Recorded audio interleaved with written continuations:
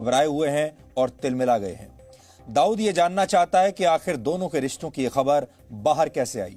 तो महविश हयात कश्मीर को बीच में लाकर इस खुलासे पर अब पर्दा डालना चाहती हैं। इसलिए आज हम आपको ये बताएंगे कि महविश हयात का पहला रिएक्शन हमारी इस खबर के बाद क्या आया है। आज हमने महविश हयात से उनका पक्ष जानने की कोशिश की, लेकिन अपना पक्ष रखने की बजाय उन्होंने कश्मीर पर बयानबाजी करना शुरू कर दिया। महविश को लगता है कि वो कश्मीर पर झूठ बोलकर दाऊद से अपने रिश्तों का सच छिपा लेंगी और पाकिस्तानी सरकार को खुश कर देंगी, लेकिन हम उनकी ये कोशिश सफल नहीं होने देंगे और हम दाऊद और उसके करीबियों के खिलाफ इस जंग को अब अंजाम तक पहुंचाकर ही रहेंगे। अगर आप चाहें तो हैशटैग दाऊद का कश्मीर कार्ड पर ट्वीट करके अपनी राय दे सकते हैं, क्योंकि कश्मीर को लेकर ये सारे लोग मिले हुए हैं और कश्मीर के नाम पर चाहे दाऊद हो, चाहे महविश हो, चाहे पाकिस्तान की सरकार हो या वहां की सेना हो, ये सब लोग मिलकर कश्मीर का बहाना बनाकर अपनी जनता को धोखा देते हैं और उससे झूठ बोलते हैं। इसके बाद हम अमेरिका और संयुक्त राष्ट्र समेत दुनिया की तमाम सुरक्षा एजेंसियों के सामने पहली बार वो सबूत पेश करेंगे जिनसे यह साबित होता है कि मसूद अजहर जैसे अंतर्राष्ट्रीय आतंकवादी न सिर्फ पाकिस्तान में खुलेआम रहते हैं, बल्कि वहां उनके आतंकवादी संगठन अच्छी तरह से फल फूल रहे हैं। इस बात का खुलासा कल NIA ने पुलवामा हमले में अपनी चार्जशीट में किया था। इसलिए आज हम आपको पाकिस्तान में जैश-ए-मोहम्मद के बहुत महत्वपूर्ण ठिकानों, उनके ट्रेनिंग ग्राउंड्स और उसके आतंकवादियों की कुछ ऐसी तस्वीरें दिखाएंगे जो इस दुनिया ने पहले नहीं देखी, और यह भी आपको बताएंगे कि इतने बड़े आतंकवादी संगठन को चलाने में मसूद अजहर का पूरा परिवार कैसे उसकी मदद करता है। यानी कश्मीर का नाम लेकर पाकिस्तान पूरा की पूरा एक कारोबार चला रहा है, एक इंडस्ट्री चला रहा है, और आज हम इस कारोबार का खुलासा आपके सामने करेंगे। और आखिर में हम मशहूर फुटबॉलर लियोनेल मेसी की बात करेंगे। मेसी पिछले 20 वर्षों से यूरोप के सबसे मशहूर फुटबॉल क्लब्स में से एक बार्सिलोना के लिए खेल रहे थे, लेकिन कल रात उन्होंने अचानक बार्सिलोना को छोड़ने का फैसला कर लिया। फुटबॉल के फैंस के लिए मेसी का अर्थ बार्सिलोना और बार्सिलोना का अर्थ मेसी है, लेकिन इस क्लब से हर रोज लगभग 2 करोड़ रुपए कमाने वाले मेसी अब इस क्लब के लिए नहीं खेलना चाहते। मेसी के इस बड़े फैसले को आधार बनाकर आज हम आपको अलविदा कहने की कला सिखाएंगे और आपको बताएंगे कि जब रिश्ते बोझ बनने लगते हैं तो कैसे उस रिश्ते से अलग हो जाना ही सबसे बेहतर होता है, और मेसी ने इस रिश्ते को तोड़ने का फैसला आखिरकार क्यों किया। लेकिन सबसे पहले आज के तमाम बड़ी खबरें नॉनस्टॉप न्यूज में। दाऊद इब्राहिम पर वर्ल्ड एक्सक्लूसिव खुलासे के बाद दाऊद की गर्लफ्रेंड महविश हयात ने ट्वीट किया है। जी न्यूज के खुलासे के 46 घंटे बाद महविश ने ट्वीट में लिखा है, भारतीय मीडिया में मुझ पर निराधार आरोप लगाए जा रहे हैं। मुझे नहीं पता कि उनका एजेंडा क्या है और वो ऐसा क्यों कर रहे हैं, लेकिन मैं कश्मीर पर भारत के अत्याचार उजागर करती रहूंगी। महविश हयात पाकिस्तान की जानी मानी अभिनेत्री हैं। जी न्यूज ने 24 अगस्त को DNA में दाऊद इब्राहिम के महविश हयात से रिश्तों का खुलासा किया था। सूत्रों के मुताबिक जी न्यूज के खुलासे के बाद दाऊद इब्राहिम परेशान था। दूसरा सबूत दाऊद इब्राहिम का वो पासपोर्ट है। जी न्यूज ने DNA में दाऊद के नेशनल आइडेंटिटी नंबर, उसके पासपोर्ट, कराची में उसके घर और परिवार के सदस्यों की संपत्ति की पूरी जानकारी पर बड़ा खुलासा किया था। और इस समय आपकी स्क्रीन पर दाऊद की पत्नी का पासपोर्ट है। पाकिस्तान में छिपे दाऊद इब्राहिम पर जी न्यूज के वर्ल्ड एक्सक्लूसिव खुलासे पर वरिष्ठ वकील और पूर्व सॉलिसिटर जनरल हरीश साल्वे ने कहा, दाऊद जैसे कई आतंकी पाकिस्तान में हैं और पाकिस्तान को डर है कि अगर उसने कुछ बोला तो वहां कई लोग बेनकाब हो जाएंगे। कैसे हैंड ओवर कर देंगे दाऊद को? दाऊद ने अगर इनका चिट्ठा खोल दिया कि इनके सरकार में कौन कौन है जो उसको पैसे देता है, जो उसको सपोर्ट करता है, जो उसको आर्म्स देता है, उसको ISI से क्या सपोर्ट मिलता है, तो उनका पर्दाफाश हो जाएगा। हरीश साल्वे ने कहा कि कुलभूषण जाधव केस की तरह भारत को दाऊद का मामला भी अंतर्राष्ट्रीय कोर्ट में उठाना चाहिए। जिस तरीके से ICJ ने जाधव का केस देखा है, उस तरीके से भारत को भी थोड़ा खुल के ट्रीटीज में ICJ का जुरिस्डिक्शन कंसिडर करना चाहिए, जिससे एक वर्ल्ड ऑर्डर बन पाए, जिससे ऐसे मामले हम अगर मामला ऐसा आए तो हम ICJ में जाके कह सकें कि भाई ये खूनी है आदमी, दरिंदा है ये, और इसने भारत में जो इसने कांड किए हैं, इनोसेंट लोगों की जाने गई हैं, और इसको हैंड ओवर कर देना चाहिए। 1 सितंबर से 6 सितंबर तक होने वाली जेईई मेन परीक्षा के लिए 80% से ज्यादा छात्रों ने अपने एडमिट कार्ड को ऑनलाइन डाउनलोड किया है। जेईई और नीट की परीक्षा को लेकर उठ रहे सवालों पर केंद्रीय शिक्षा मंत्री रमेश पोखरियाल निशंक ने कहा कि छात्र और अभिभावक चाहते हैं कि छात्रों का साल खराब न हो और यही बात सुप्रीम कोर्ट भी कह चुका है।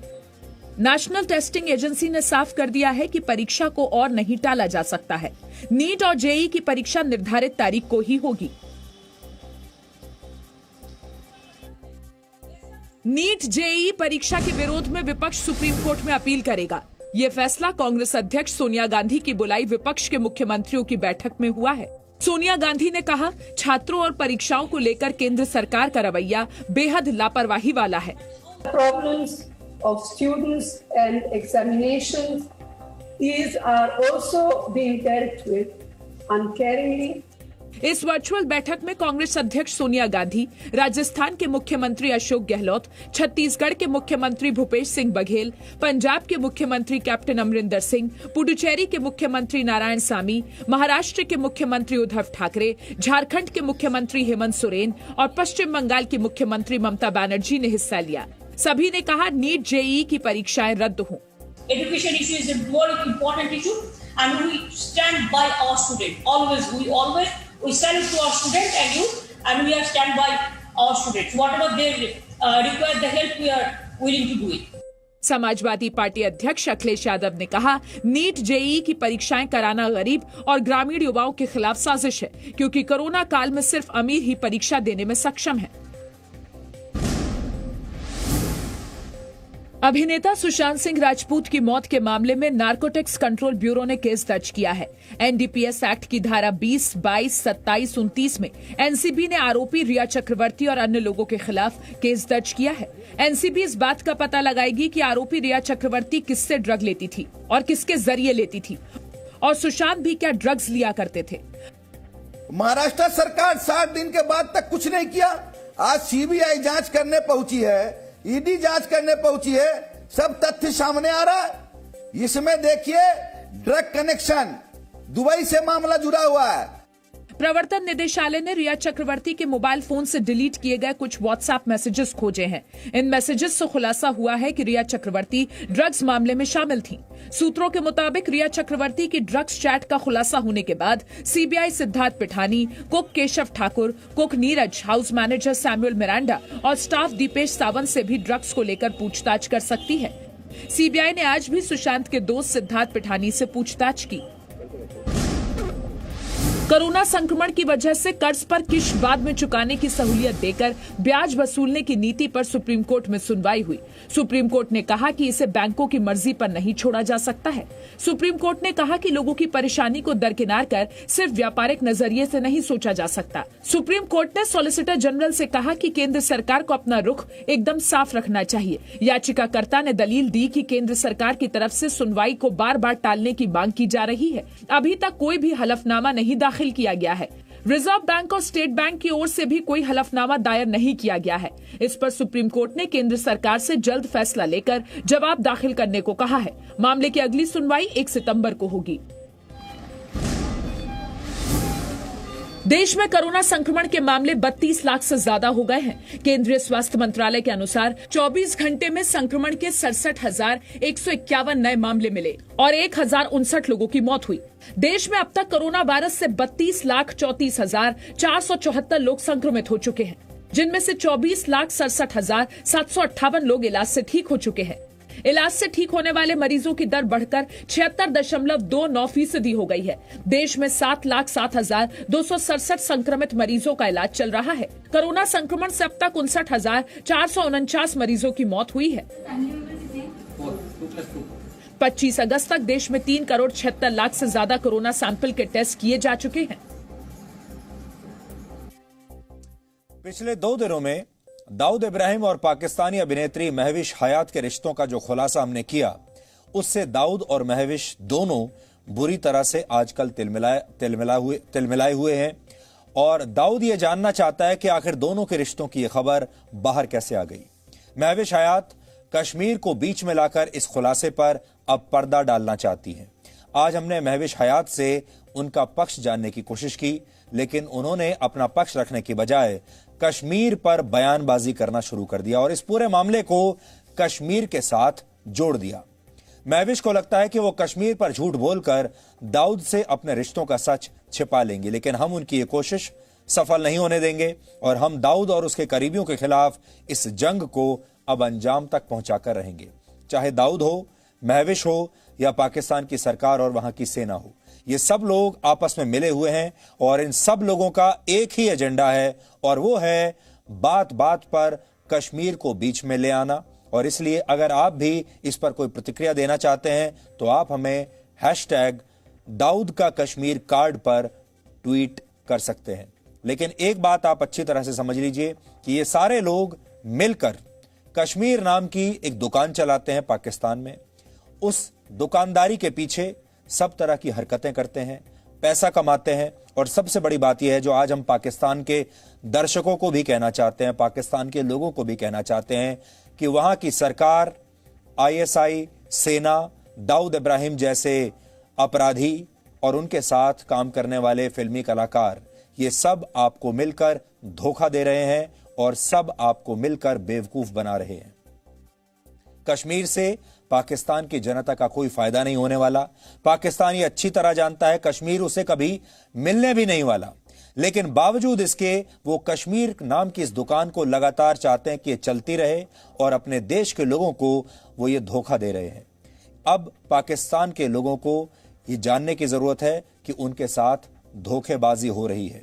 महविश हयात ने अब से थोड़ी देर पहले कुछ ट्वीट्स किए हैं और उन्होंने अपने ट्विटर पर लिखा है कि हमने दाऊद के साथ उनके रिश्तों की जो खबर दिखाई है उसका कोई आधार नहीं है और ये सब एक एजेंडा के तहत किया जा रहा है और वो कश्मीर पर बोलना बंद नहीं करेंगी। महविश हयात ये कह सकती हैं कि हमने जो भी खुलासा किया वो झूठा है, लेकिन हमें झूठा साबित करने के लिए उन्होंने जिस तरीके से कश्मीर कार्ड को खेला वो खुद ये साबित करता है कि हमारे दावों में कितना दम है। उन्होंने अपने एक ट्वीट में लिखा है कि वो कश्मीर का मुद्दा उठाती रहेंगी और बॉलीवुड के पाखंड को भी उजागर करती रहेंगी। लेकिन हमारा उनसे सवाल यह है कि महविश हयात अगर सच कह रही हैं कि उनका दाऊद के साथ कोई रिश्ता नहीं है तो इसे साबित करने के लिए वो कश्मीर का सहारा क्यों ले रही हैं? वो ये बात बिना कश्मीर का नाम लिए भी कह सकती थी। उन्होंने ऐसा नहीं किया और इसके पीछे की वजह बहुत बड़ी है। महविश हयात कराची के किसी प्रभावशाली व्यक्ति का साथ पाकर रातों रात पाकिस्तान में एक बहुत बड़ी सेलिब्रिटी बन गई, लेकिन जी न्यूज के खुलासे के बाद अब पाकिस्तान में भी महविश हयात पर सवाल उठ रहे हैं और लोग पूछ रहे हैं कि एक साधारण सी अभिनेत्री को किस आधार पर वहां के राष्ट्रपति ने इतना बड़ा नागरिक सम्मान दिया। तमगाए इम्तियाज हासिल कर चुकी महविश हयात की लोकप्रियता अब पाकिस्तान में ही कम होने लगी है और उन्हीं के देश के लोग उनकी सफलता को अब शक की निगाह से देख रहे हैं। लेकिन पाकिस्तान में गिरती लोकप्रियता के बावजूद सेलिब्रिटी बने रहने का एक फॉर्मूला है और उस फॉर्मूले का नाम है कश्मीर। और महविश हयात इसी फॉर्मूले का इस्तेमाल करके अपनी गिरती हुई साख को बचाने की कोशिश कर रही है।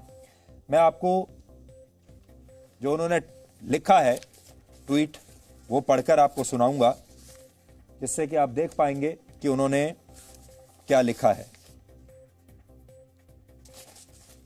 अपने ट्वीट में वो कहती हैं कि भारत का मीडिया जो आपकी स्क्रीन पर है इस समय, मैं कोई स्टेटमेंट तो इशू नहीं करूंगी भारत का मीडिया जो मेरे बारे में खबरें चला रहा है उसे लेकर, लेकिन अगर इनसे ही ये सवाल है कि अगर ये स्टेटमेंट इशू नहीं करेंगी तो फिर इन्हें ये ट्वीट भी नहीं करना चाहिए था। इस ट्वीट को स्टेटमेंट ही माना जाएगा। फिर वो आगे कहते हैं कि मैं जानती हूं कि भारत का एजेंडा क्या है और क्यों मेरे बारे में इस तरह की खबरें आ रही हैं, और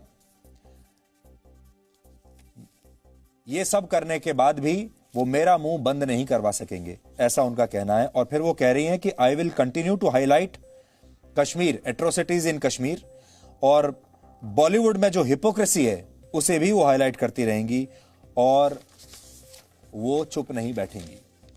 यानी उन्होंने पूरा जो ध्यान है दुनिया का वो दाऊद इब्राहिम से हटाकर कश्मीर पर लगा दिया और वो दुनिया के सामने एक विक्टिम कार्ड खेलने की कोशिश कर रही हैं। वो ये कह रही हैं कि उनके साथ ऐसा इसलिए हो रहा है क्योंकि वो कश्मीर के हक में, कश्मीर के लोगों के हक में अपनी आवाज उठाती हैं। महविश हयात पर इससे पहले भी जब सवाल उठे तो कश्मीर का मुद्दा बीच में ले आई। उन्होंने पिछले साल दिवाली के मौके पर ट्वीट करके कहा था कि जब दुनिया दिवाली मना रही है तब कश्मीर के लोगों के जीवन में अंधेरा है। महविश हयात भारत और भारत की सेना पर कश्मीर में अत्याचार करने के निराधार आरोप पहले भी लगाती रही हैं। आज जब हमने महविश हयात के कश्मीर पर दिए बयान, नए और पुराने दोनों बयानों को ढूंढा तो हमें एक खास ट्रेंड के बारे में पता चला। यह ट्रेंड बताता है कि जब भी महविश हयात पाकिस्तान में विवादों के बीच घिरती हैं तो वो डैमेज कंट्रोल करने के लिए कश्मीर का मुद्दा उठाती हैं और कश्मीर के बारे में लिखना शुरू कर देती हैं और फिर ये कहती हैं कि ये सब कुछ इसलिए हो रहा है क्योंकि वो कश्मीर के हक में आवाज उठाती हैं। और आज भी स्थिति यही है। आज भी उन्होंने यही किया, फिर से कश्मीर का मुद्दा बीच में लाई। दाऊद के साथ उनके संबंधों का जो खुलासा हमने किया उसके बाद वो अपने ही देश के लोगों के सवालों का सामना कर रही हैं और अब इससे बचने के लिए उन्होंने एक बार फिर कश्मीर पर बयान देने शुरू कर दिए हैं, क्योंकि पाकिस्तान के लोग भी हैरान हैं कि आपको यकीन नहीं होगा कि इस रिश्ते को इतना दबाकर और इतना संभाल कर रखा गया था कि पाकिस्तान में भी ज्यादातर लोग इस रिश्ते के बारे में जानते नहीं हैं। इसलिए यह खुलासा बहुत बड़ा है पाकिस्तान के लोगों के लिए भी। लेकिन भारत में भी कुछ लोग ऐसे बैठे हैं जो महविश के समर्थन में हैं। ऐसे लोग नहीं चाहते कि दाऊद इब्राहिम से जुड़ी कोई भी बात बाहर आए या वो पकड़ा जाए। इनमें से कुछ लोग दाऊद के राजदार भी हैं। कल ही हमने आपको बताया था कि दाऊद का जिंदा पकड़े जाना जितना खतरनाक पाकिस्तान और आईएसआई के लिए है उतना ही खतरनाक भारत में भी कुछ पाकिस्तान प्रेमियों के लिए है, क्योंकि अगर दाऊद को जिंदा पकड़ लिया गया तो ये लोग भी बेनकाब हो जाएंगे। आज देश के वरिष्ठ वकील और भारत के पूर्व सॉलिसिटर जनरल हरीश साल्वे ने भी जी न्यूज पर यही बात दोहराई और कहा कि दाऊद का जिंदा पकड़े जाना लोगों को, यहां भारत में कुछ लोगों को सूट नहीं करता। ये इन्होंने शुरू ही किया था टेररिज्म इंडिया में ये कह के कि इंडिया से हम लड़ तो नहीं सकते तो डेथ बाय 1000 कट्स। जिया साहब के जमाने का था ये, death by 1000 cuts, Benazir Bhutto के जमाने का। और तब से ये आर्मी डेथ बाय 1000 कट्स का सिलसिला जारी रखी है। तो ये कैसे आपको हैंडओवर कर देंगे अजहर को, कैसे हैंडओवर कर देंगे दाऊद को। दाऊद ने अगर इनका चिट्ठा खोल दिया कि इनके सरकार में कौन कौन है जो उसको पैसे देता है, जो उसको सपोर्ट करता है, जो उसको आर्म्स देता है, उसको आईएसआई से क्या सपोर्ट मिलता है, तो उनका पर्दाफाश हो जाएगा। मनी लॉन्ड्रिंग चेज की जाए तो टेररिज्म की कमर तोड़ सकते हैं। अब वो फाइनेंशियल एक्शन टास्क फोर्स बार बार पाकिस्तान को कहता है कि ये है भाई, हम तुमको उसका घर बता रहे हैं, उसका आता पता बता रहे हैं। पाकिस्तान कहता हो तो है ही नहीं है। भाई कैसे बोलेगा वो यहाँ है? जिस दिन मान गया यहाँ है तो फिर उसको जवाब देना पड़ेगा कि अगर है तो आपने क्यों कुछ नहीं किया। और जिस दिन वो कुछ करेंगे, जिस दिन वो उस पर रिस्ट्रिक्शन लगाएंगे, उस पर पाबंदी लगाएंगे, कहीं उसने मुंह खोल दिया तो मालूम नहीं कितने लोगों का पर्दाफाश कर देगा वो। तो दाऊद को एक खास ग्रुप ऐसा है जो दाऊद को मदद कर रहा है, चाहे वो सीमा के इस पार हो और बाहर यानी पाकिस्तान में तो पूरी की पूरी सरकार और पूरी की पूरी सेना दाऊद इब्राहिम की मदद में लगी हुई है। अब जो हमें आज की जो ताज़ा खबर पता चली है वो ये है कि दाऊद इब्राहिम काफ़ी परेशान है। दाऊद के परिवार के लोग भी काफ़ी परेशान हैं। उनके बारे में जी न्यूज़ पर यह खबर अब पाकिस्तान में आग की तरह फैल गई है। सबसे ज़्यादा जो डैमेज हुआ है दाऊद इब्राहिम का वो इस अभिनेत्री के साथ उसके रिश्तों के खुलासे के बाद हुआ है। उससे दाऊद सबसे ज़्यादा परेशान हुआ है। आईएसआई ने दाऊद को यह सलाह दी है कि वो आने वाले कुछ दिनों में बिल्कुल भी घर से बाहर ना निकले। आईएसआई ने दाऊद से यह कह दिया है कि वो अपने घर में ही रहे और वो घर से बाहर नहीं निकल सकता। उसकी सुरक्षा अब बहुत बढ़ा दी गई है, इसलिए दाऊद अब अपने घर से बाहर नहीं निकल पाएगा अगले कुछ दिनों तक या हफ्तों तक। इस बात को लेकर भी दाऊद परेशान है। इसलिए आज आपसे हम ये कहना चाहते हैं कि दाऊद के खिलाफ और दाऊद के परिवार के खिलाफ जो ये मुहिम हमने शुरू की है, अब ये मुहिम रुकेगी नहीं और ये मुहिम यूरोप तक भी जाएगी, ये मुहिम लंदन तक भी जाएगी और ये अमेरिका तक भी जाएगी, क्योंकि दाऊद के पीछे इस समय सारी एजेंसी लगी हुई हैं। एक खास बात हम आपको आज बताना चाहते हैं। आपने देखा होगा, हमने पिछले 2 दिन से आपको यह बताया कि दाऊद के जो परिवार के लोग हैं सबके पास यूके का वीजा है, यूनाइटेड किंगडम का वीजा है। दाऊद के परिवार के सब लोग, चाहे उसका बेटा हो, बेटी हो, बाकी उनके दामाद हों, जितने भी रिश्तेदार हैं, जो करीबी लोग हैं दाऊद के, वो सब अक्सर लंदन जाते रहते हैं। सबके पास ब्रिटेन का वीजा लगा हुआ है। आज हम ब्रिटेन की सरकार से और उनकी एजेंसियों से यह पूछना चाहते हैं कि यूनाइटेड नेशंस की ग्लोबल लिस्ट में, आतंकवादियों की लिस्ट में दाऊद इब्राहिम को आतंकवादी कहकर उसका नाम लिखा हुआ है। यूनाइटेड नेशंस पाकिस्तान से कहता है कि दाऊद इब्राहिम के खिलाफ कार्रवाई कीजिए, इसके सारे एसेट्स फ्रीज कर दीजिए, इसके सारे बैंक अकाउंट्स फ्रीज कर दीजिए। उसके बावजूद ब्रिटेन की सरकार दाऊद इब्राहिम को और उसके परिवार के लोगों को कैसे वीजा दे सकती है? हमने आपको दिखाया था, उन सब के वीजा लगे हुए थे। हमने आपको तस्वीर भी दिखाई थी। दाऊद के एक से ज्यादा पासपोर्ट हैं। पाकिस्तान की सरकार कैसे दाऊद का पासपोर्ट बना सकती है जबकि उसे आतंकवादी माना गया है? और कैसे ब्रिटेन की सरकार उसे, उसके परिवार के लोगों को वीजा दे रही है? ये आज बहुत बड़ा सवाल हम पूछ रहे हैं ब्रिटेन की सरकार से, और हम ये चाहेंगे कि दाऊद इब्राहिम के परिवार के जितने भी लोग हैं जिन्हें यूके का वीजा जिनका लगा हुआ है, जो अक्सर लंदन जाते रहते हैं, वहां जाकर पार्टी करते हैं, उन सब का वीजा तुरंत कैंसिल होना चाहिए। इसलिए यह मुहिम हम जारी रखेंगे।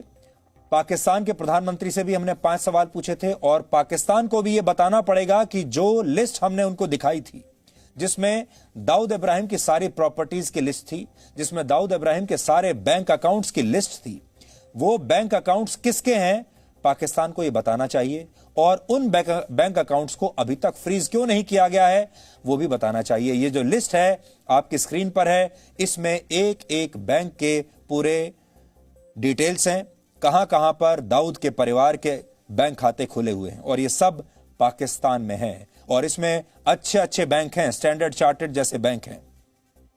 इन बैंकों से भी हम पूछना चाहेंगे कि उन्होंने किस आधार पर एक आतंकवादी के परिवार के बैंक अकाउंट्स खोलकर रखे हैं और इन्हें रिपोर्ट नहीं किया। और पाकिस्तान की सरकार को भी हम ये पूछना चाहेंगे कि इन सारे अकाउंट्स को और ये सारी प्रॉपर्टीज को वो कब फ्रीज करेंगे, कब जब्त करेंगे।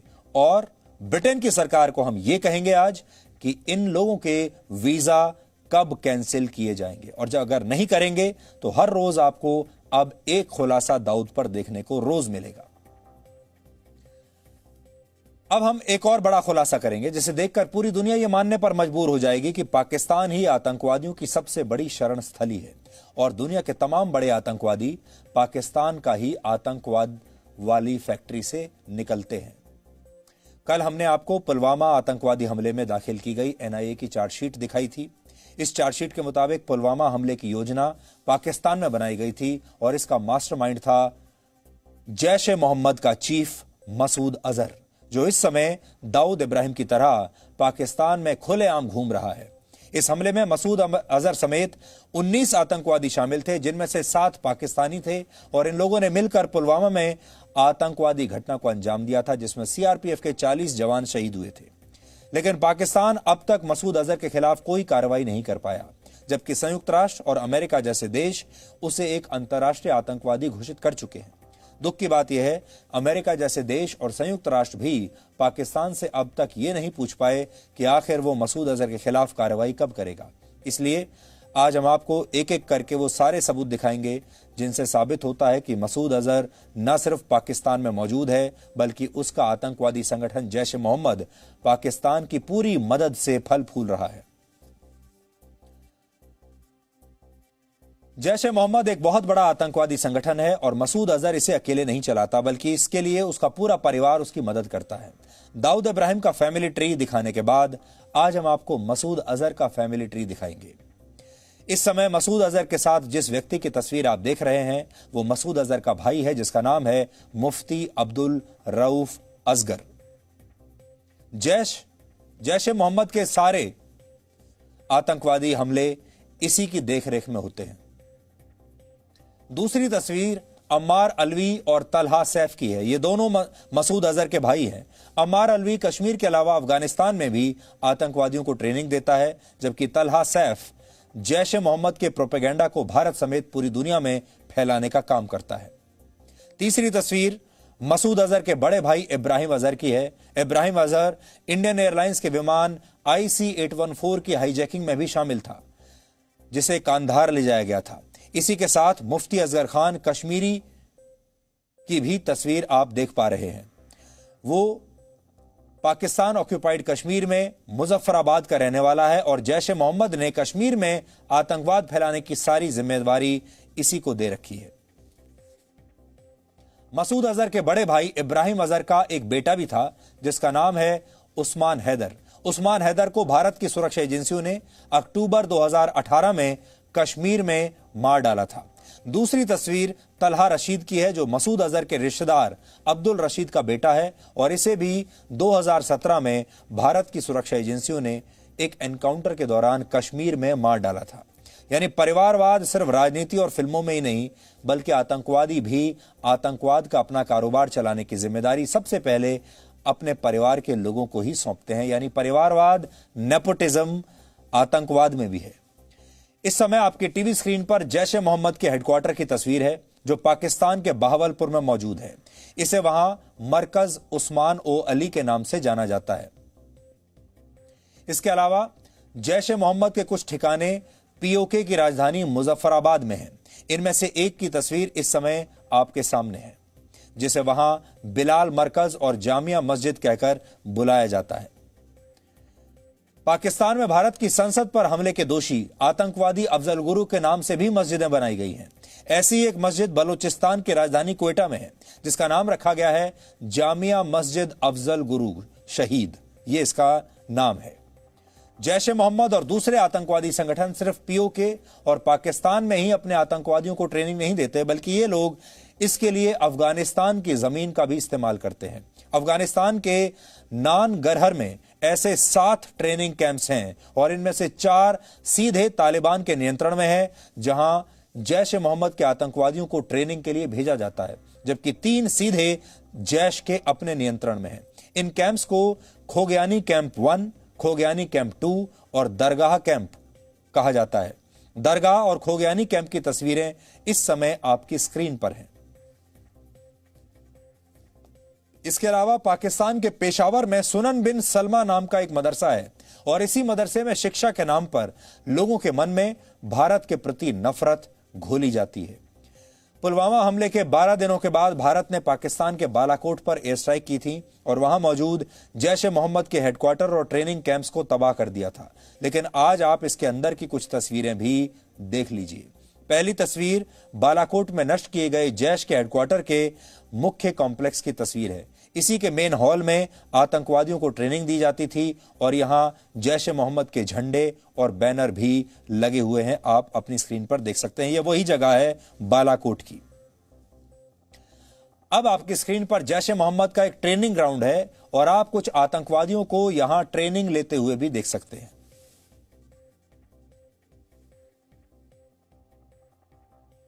ये सारी तस्वीरें और तथ्य इस बात का प्रमाण है कि जैश ए मोहम्मद समेत कई आतंकवादी संगठन अब भी पाकिस्तान में फल फूल रहे हैं और फिर भी पाकिस्तान इनके खिलाफ कोई कार्रवाई नहीं कर रहा।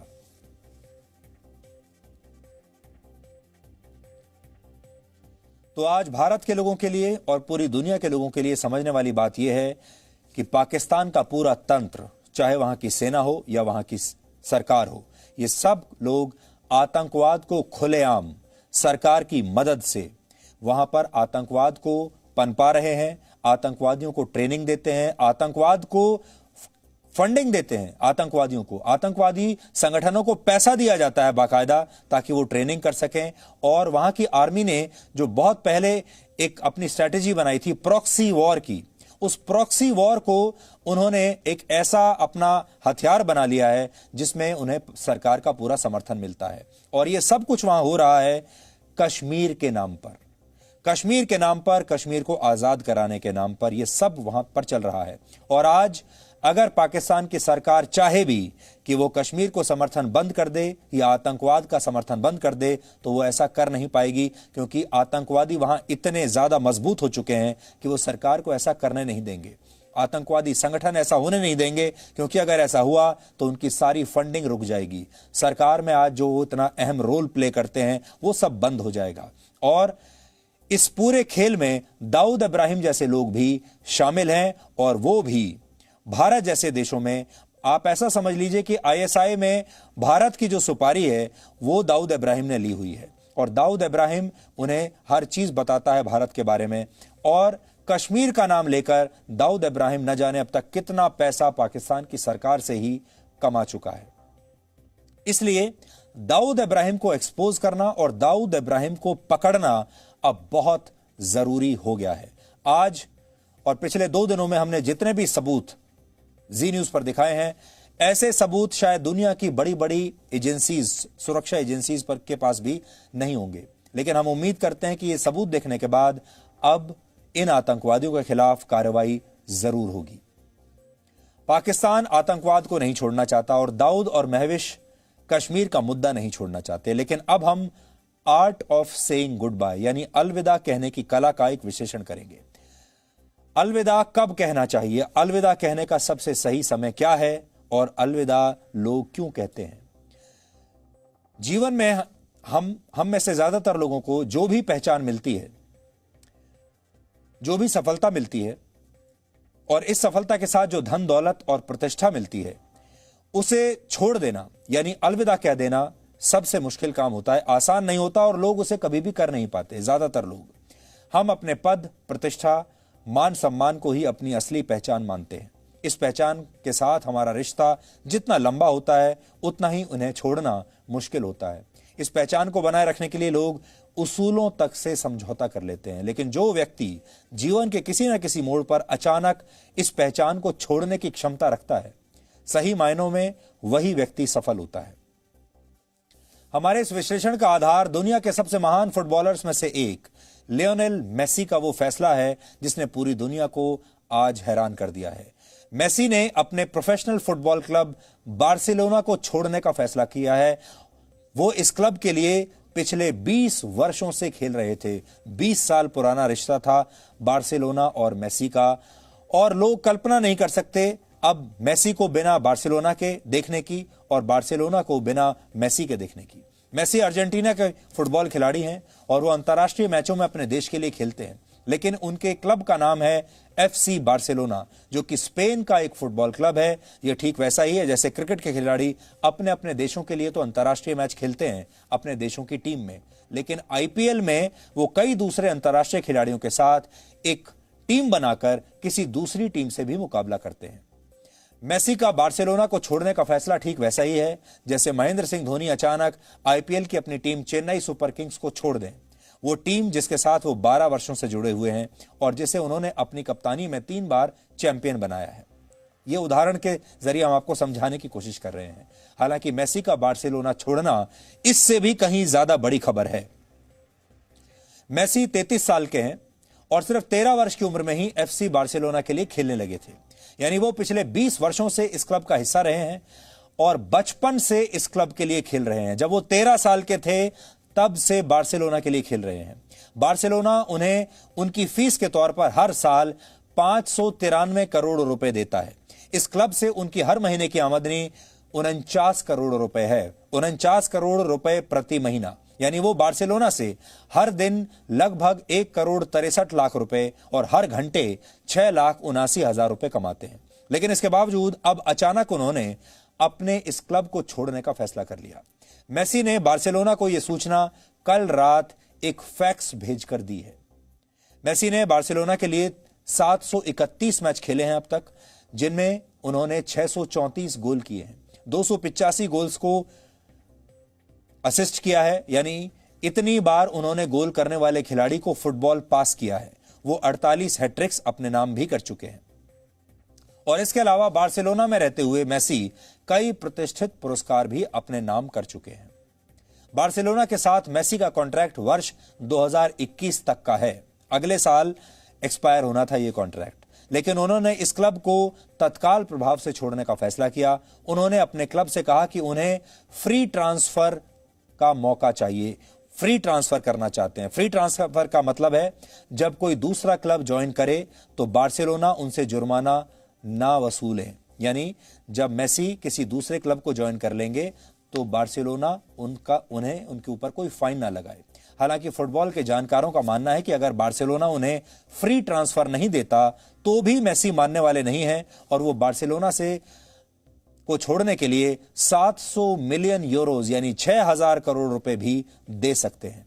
यह रकम उनका नया क्लब चुकाएगा। इसे आम बोलचाल में बाय आउट कहा जाता है। अगर ऐसा हुआ तो यह फुटबॉल के इतिहास की सबसे बड़ी ट्रांसफर फी होगी। लेकिन मेसी जिस क्लब के साथ 20 वर्षों से खेल रहे हैं और जो क्लब उनकी पहचान बन गया था, उसे उन्होंने छोड़ने का फैसला क्यों किया? इसे आप 5 पॉइंट्स में समझिए। मेसी अपने ही क्लब से इतने नाराज क्यों हैं? यह जानने के लिए आपको फुटबॉल का शौकीन होने की भी कोई जरूरत नहीं। आसान भाषा में आपको समझाते हैं। पहला कारण है कि वो अपने क्लब के हालिया प्रदर्शन से खुश नहीं थे। इसी महीने की 16 तारीख को उनकी टीम जर्मनी के बायर्न म्यूनिख क्लब के साथ मुकाबले में बहुत बुरी तरह से हारी थी। 8-2 से उनकी टीम हार गई थी। तो बड़ा कारण तो यह है कि बार्सिलोना की टीम आजकल बहुत बुरा प्रदर्शन कर रही थी और ऐसी टीम में खेलने से मेसी खुद भी परेशान थे और उनका खुद का करियर इससे प्रभावित हो रहा था। दूसरा कारण यह है कि वो अपने क्लब बार्सिलोना में होने वाली राजनीति से बहुत परेशान थे। उन्हें शिकायत है कि मैनेजमेंट उनकी बात नहीं सुन रहा और क्लब में बहुत राजनीति हो रही है और यह राजनीति बढ़ती जा रही है। तीसरी वजह यह है कि पिछले कई वर्षों से बार्सिलोना की टीम पूरी तरह से अब एक ही व्यक्ति पर निर्भर होकर रह गई थी और वो है मेसी। उन पर हमेशा शानदार प्रदर्शन करने का दबाव रहता था और उनकी टीम उनके अलावा मैच जिताने वाले अच्छे खिलाड़ियों को अपनी टीम में शामिल नहीं कर पा रही थी। चौथी समस्या पैसे की है, क्योंकि कोविड-19 की वजह से बार्सिलोना की हालत ठीक नहीं है पैसे के हिसाब से और क्लब द्वारा खिलाड़ियों पर यह दबाव बनाया जा रहा है कि वो अपनी फीस में कटौती करें। मार्च के महीने में मेसी समेत बार्सिलोना के सभी खिलाड़ी अपनी फीस में 70% तक की कटौती करने के लिए तैयार भी हो गए थे, लेकिन खिलाड़ियों के लिए आगे भी ऐसा करते रहना बहुत मुश्किल है। पांचवी वजह यह है कि मेसी अपने दोस्त और अपने साथी खिलाड़ी रहे लुइस सुआरेज को टीम से निकाले जाने से बहुत नाराज हैं। लुइस सुआरेज भी बार्सिलोना के लिए खेलते हैं और वो मेसी के बहुत पक्के दोस्त हैं और उनका कॉन्ट्रैक्ट भी 2021 में समाप्त हो रहा है। लेकिन बार्सिलोना का मैनेजमेंट मेसी को यह बता चुका है कि वो सुआरेज का कॉन्ट्रैक्ट बढ़ाने के मूड में नहीं है, सुआरेज का कॉन्ट्रैक्ट नहीं बढ़ाएंगे। ये बात मेसी को अच्छी नहीं लगी। जैसा कि हमने आपको कहा, मेसी की पीड़ा को समझने के लिए आपको फुटबॉल का शौकीन होने की जरूरत नहीं। ये सारे कारण वही हैं जिनकी वजह से हम और आप भी अक्सर कई बार अपनी नौकरी छोड़ देते हैं, पद छोड़ देते हैं और कई बार रिश्तों को भी छोड़ देते हैं और अलविदा कह लेते हैं। फर्क सिर्फ इतना है कि ज्यादातर लोग ये बात सिर्फ मन में रखते हैं, जबकि मेसी ने इसे तुरंत सच करके दिखा दिया। और इसलिए आज हम मेसी के बहाने किसी भी चीज को अलविदा कहने की कला का विश्लेषण आपके लिए कर रहे हैं। इसके लिए फुटबॉल खेलने की जरूरत नहीं है, इसके लिए खिलाड़ी होने की भी जरूरत नहीं है। ये जो विश्लेषण है आपके जीवन में काम आ सकता है। अब लोग ये सवाल पूछ रहे हैं कि मेसी बार्सिलोना को छोड़ने के बाद किस क्लब में जा सकते हैं। इनमें सबसे बड़ा नाम है ब्रिटेन का मैनचेस्टर सिटी क्लब। इस रेस में शामिल दूसरे क्लब्स भी हैं, जैसे उनमें से एक है पेरिस सेंट जर्मेन और यह फ्रांस का एक बहुत मशहूर फुटबॉल क्लब है। मेसी यहां भी जा सकते हैं। अब आप सोच रहे होंगे कि अगर मेसी जैसे खिलाड़ी अपने देश की अंतर्राष्ट्रीय टीम में खेलते हैं तो फिर ये क्लब सिस्टम आखिर क्या है। जैसा हम आपको बता चुके हैं, ये आईपीएल की तरह होता है। दुनिया में अलग अलग देशों की अलग अलग फुटबॉल लीग होती है। इनमें अलग अलग क्लब्स एक दूसरे से मुकाबला करते हैं। उदाहरण के लिए ब्रिटेन की सबसे मशहूर लीग प्रीमियर लीग, जर्मनी की लीग का नाम है बुंडसलीगा और इसी तरह स्पेन की लीग का नाम है ला लीगा। यानी अलग अलग देशों में फुटबॉल की अलग अलग लीग्स हैं जहां फुटबॉल खेला जाता है, मैच खेला जाता है और उसमें अलग अलग क्लब्स की टीम खेलती है। मेसी इसी लीग में बार्सिलोना के लिए खेलते थे। मेसी आज दुनिया के सबसे महान फुटबॉलर्स में से एक हैं, लेकिन उनकी यह यात्रा आसान नहीं थी। उनके पिता अर्जेंटीना की एक स्टील फैक्ट्री में बहुत साधारण से कर्मचारी थे और उनकी मां घरों में साफ सफाई का काम किया करती थी। यानी बहुत गरीब परिवार से आते हैं मेसी ने बहुत छोटी उम्र में फुटबॉल खेलना शुरू कर दिया था, लेकिन 11 वर्ष की उम्र में यह पता चल गया उन्हें कि उन्हें ग्रोथ हार्मोन डेफिशिएंसी है। ये एक ऐसी बीमारी होती है, एक ऐसी स्थिति होती है जिसमें किसी व्यक्ति की हाइट बढ़ना बंद हो जाती है, यानी उसका कद छोटा रह जाता है।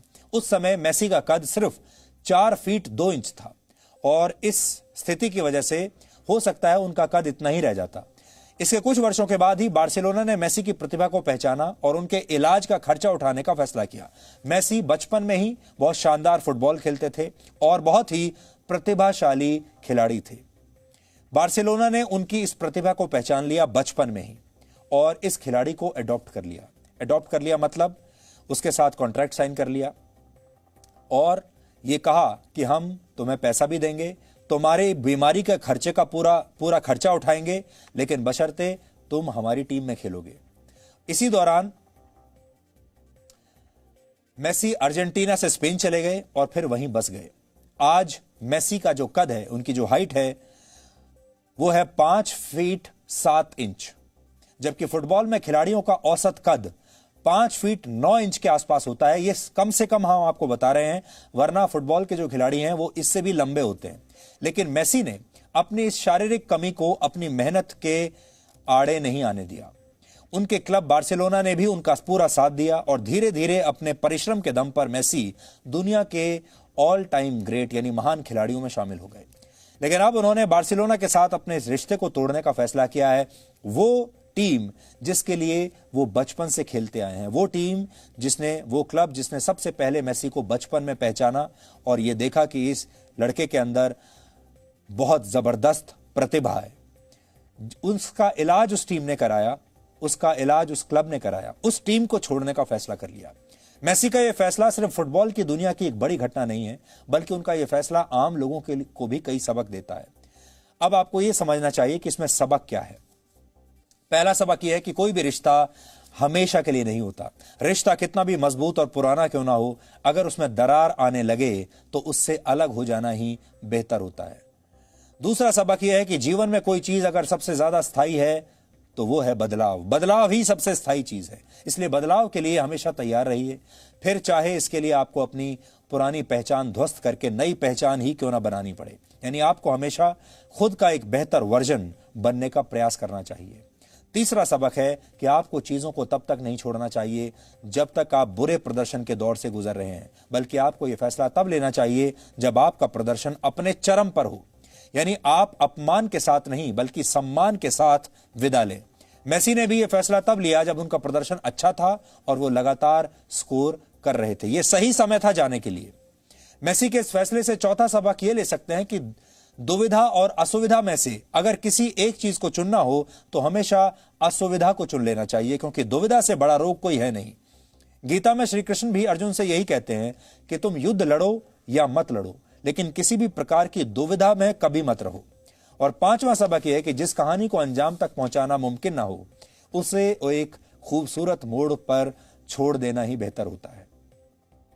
बार्सिलोना और मेसी ने एक साथ जो सफलताएं हासिल की, उनका दौर अब बीत चुका है। इसलिए इससे पहले कि एक साथ सफलता की ऊंचाइयां छूने वाले बार्सिलोना और मेसी एक साथ गर्त में चले जाते, एक साथ मिट्टी में चले जाते, मेसी ने खुद को इस कहानी और रिश्ते से अलग कर लिया। अब बार्सिलोना के पास भी उतना ही मौका है दोबारा से वापस वहीं जाने का, सफलता की उन्हीं ऊंचाइयों को छूने का, और मेसी के पास भी वैसा ही मौका है।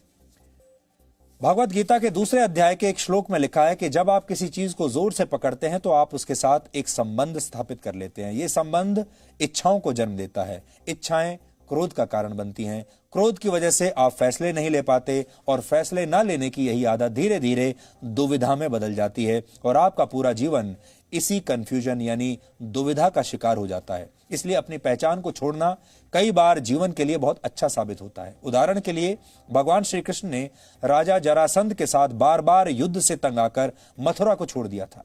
उन्होंने हर बार जरासंध को युद्ध में हराया था। वो चाहते तो उसका वध भी कर सकते थे, लेकिन उन्होंने इसमें अपनी ऊर्जा नष्ट करना सही नहीं समझा और उन्होंने मथुरा से दूर द्वारका नाम का एक नया शहर बसा लिया और अपनी भूमिका बदलकर वो महाभारत के युद्ध में अर्जुन के रणनीतिकार बन गए। इसी तरह महात्मा गांधी एक सफल वकील थे, लेकिन देश की खातिर उन्होंने अपनी वकालत छोड़ दी। जहां वकालत करते थे वो जगह भी, वो देश भी छोड़ दिया और एक स्वतंत्रता सेनानी बन गए। अगर महात्मा गांधी अपने जीवन में बदलाव नहीं लाते तो शायद भारत की आजादी की लड़ाई वैसी नहीं होती जैसी आज आपको दिखती है। दुनिया की मशहूर कंपनी एप्पल के संस्थापक स्टीव जॉब्स ने भी अपनी ही बनाई कंपनी को छोड़ दिया था और उन्होंने पिक्सर और नेक्स्ट के नाम से नई कंपनियां बना ली थी। लेकिन 7 वर्षों के बाद स्टीव जॉब्स एक बार फिर एप्पल का हिस्सा बन गए और उनकी नई कंपनी नेक्स्ट का विलय भी एप्पल में हो गया। मोबाइल फोन और पर्सनल कंप्यूटर के क्षेत्र में क्रांति का श्रेय स्टीव जॉब्स को ही जाता है, लेकिन जब वो सफलता के चरम पर थे तब उन्होंने अपनी ही कंपनी को अलविदा कह दिया था।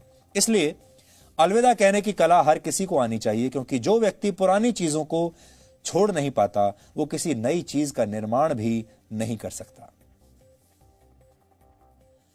अब वो मुद्दा उठाएंगे जिसका संबंध देश के 28 लाख छात्रों और उनके परिवारों से है, और वो मुद्दा है परीक्षा का। हम बात कर रहे हैं इंजीनियरिंग और मेडिकल कॉलेजों में दाखिले के लिए होने वाले टेस्ट नीट और जेईई की। कोरोना वायरस की महामारी के बीच ये परीक्षा कराई जाएं या ना कराई जाएं, इस पर पूरे देश में बहस छिड़ी हुई है। लेकिन अब इस विवाद में राजनीति भी तेज हो गई है। अब इस विवाद में नेता कूद गए हैं। आप सोचिए, ऐसा कौन सा विवाद होता है जो है तो छात्रों का, लेकिन उसमें नेता कूद पड़े, उसमें मुख्यमंत्री कूद पड़े, और उसके बाद जिस भी व्यक्ति को राजनीति चाहिए, राजनीति करनी है, या जिस भी व्यक्ति को अपना प्रभाव बढ़ाना है, वो व्यक्ति उस मामले में कूद पड़े। भारत के विपक्षी पार्टियों को लग रहा है कि सरकार के खिलाफ नाराजगी के लिए यह एक बड़ा मुद्दा बन सकता है, और अगर उन्होंने छात्रों का साथ दे दिया तो ये 28 लाख छात्र, या यूं कह लीजिए कि ये 28 लाख परिवार उनके साथ आ जाएंगे। इसलिए राजनीति शुरू हो गई। कांग्रेस अध्यक्ष सोनिया गांधी ने आज इस मामले पर विपक्षी पार्टियों के मुख्यमंत्रियों की बैठक की। इसमें ममता बनर्जी और कैप्टन अमरिंदर सिंह ने सुप्रीम कोर्ट जाने की बात कही है और कहा है कि वो इन एग्जाम्स के खिलाफ सुप्रीम कोर्ट में अपील करेंगे। दूसरी तरफ केंद्र सरकार ने दोहराया है कि परीक्षा समय पर कराना ही ठीक होगा और यह समय पर ही होंगी। सुप्रीम कोर्ट भी कह चुका है कि इस महामारी की वजह से छात्रों का पूरा साल बर्बाद करना समझदारी नहीं होगी। वास्तव में पूरी बहस को गौर से देखें तो समझ में आता है कि दोनों पक्षों की अपनी अपनी दलीलें हैं। इसमें कोई शक नहीं कि छात्रों की सुरक्षा सबसे अहम है। हम भी यही कहना चाहते हैं, छात्रों की सुरक्षा, उनका स्वास्थ्य और उनकी सुविधा सबसे अहम है। कोरोना वायरस के कारण फिलहाल ट्रेन नहीं चल रही, बहुत जगह बसें भी बंद हैं, जिसके कारण परीक्षा केंद्रों तक जाना पहुंचना मुश्किल होगा। इस महामारी के कारण कई छात्रों की तैयारी पर भी बहुत बुरा असर पड़ा है, क्योंकि आप जानते हैं कोचिंग सेंटर्स बंद पड़े हैं, स्कूल कॉलेज भी बंद पड़े हैं और बाहर निकलना आसान नहीं है। इसलिए तैयारियों पर बुरा असर पड़ा है। नीट और जेईई की परीक्षा न कराने का मतलब है कि इंजीनियरिंग और मेडिकल कॉलेजों में इस साल एडमिशन नहीं होंगे। देर से परीक्षा हुई तो भी पढ़ाई के लिए पूरा समय नहीं मिलेगा, और यह स्थिति भी ठीक नहीं होगी, क्योंकि लाखों छात्रों ने पूरे साल इसकी तैयारी की है। परीक्षा रद्द होने से उनकी सारी मेहनत बेकार चली जाएगी। इसलिए आज छात्रों के पास दो विकल्प हैं, या तो अपना पूरा साल बर्बाद कर लीजिए, और या ये रिस्क उठाकर इस बार परीक्षा दे दीजिए। यहां पर आपके लिए जानना जरूरी है कि 1 सितंबर से जेईई की मेन परीक्षा होनी है। 25 अगस्त यानी कल शाम 5 बजे तक के डेटा के अनुसार 85% छात्रों ने अपना एडमिट कार्ड डाउनलोड कर लिया है। जाहिर है ये 85% वो छात्र हैं जो इम्तिहान देना चाहते हैं, अपना एक साल बर्बाद नहीं करना चाहते, और इन्हें इसमें कोई परेशानी ऐसा लगता है नहीं दिखती। हालांकि हम पूरी तरह से ये नहीं कह सकते कि जिसने भी डाउनलोड कर लिया वो परीक्षा देना ही चाहता है। बहुत सारे लोगों ने मजबूरी में भी डाउनलोड किया होगा, क्योंकि मजबूरी में वो परीक्षा देने जाएंगे ही, कोई और विकल्प है नहीं। ऐसे में सवाल ये भी उठ रहा है कि इसका विरोध करने वाले लोगों की संख्या कितनी है और कौन लोग इसका विरोध कर रहे हैं। जिस देश में आतंकी हमलों और सेना के एक्शन को लेकर राजनीति हो सकती है, वहां लाखों छात्रों के भविष्य से जुड़े इस मुद्दे पर राजनीति कोई हैरानी की बात नहीं, और यही कारण है कि विरोध करने वालों की बातों में भी आपको विरोधाभास देखने को मिलेगा। वो एक तरफ दिल्ली में साप्ताहिक बाजार खोलने और मेट्रो ट्रेन चलाने का समर्थन कर रहे हैं, तो दूसरी तरफ कह रहे हैं परीक्षा से कोरोना वायरस का खतरा बढ़ सकता है। आज हम आपसे बहुत सारे लोगों के बारे में बताना चाहते हैं, खासतौर पर छात्रों को ये बात बता रहे हैं। बहुत सारे छात्रों को ये लगता होगा कि बहुत नेता उनकी तरफ आ गए हैं, लेकिन यही नेता एक तरफ कहते हैं होटल्स खोल दीजिए, स्कूल कॉलेज खोल दीजिए, जिम खोल दीजिए, बाजार खोल दीजिए, साप्ताहिक बाजार जो है उन्हें भी खोल दीजिए। ये नेता ये कह रहे हैं, और ये सब खोलते देखिए, जैसे ही साप्ताहिक बाजार खुले, ये दिल्ली की तस्वीर आपको दिखा रहा हूं मैं, दिल्ली में साप्ताहिक बाजार खुल चुके हैं इस कोरोना वायरस के समय में। और जो नेता कहते हैं कि ये साप्ताहिक बाजार शुरू हो जाने चाहिए, जिनके और उन्होंने शुरू कर भी दिए, अब वही लोग कह रहे हैं कि छात्रों को लेकिन परीक्षा नहीं देनी चाहिए, क्योंकि उससे उनकी सेहत खराब हो सकती है, संक्रमण हो सकता है। यहां क्या हो रहा है यह शायद वो नहीं बता पा रहे।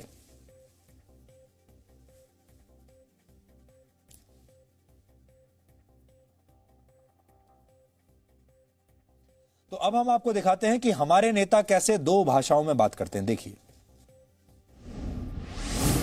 ऐसा ना हो कि कोरोना से तो बच जाएं और भूखमरी से मर जाएं।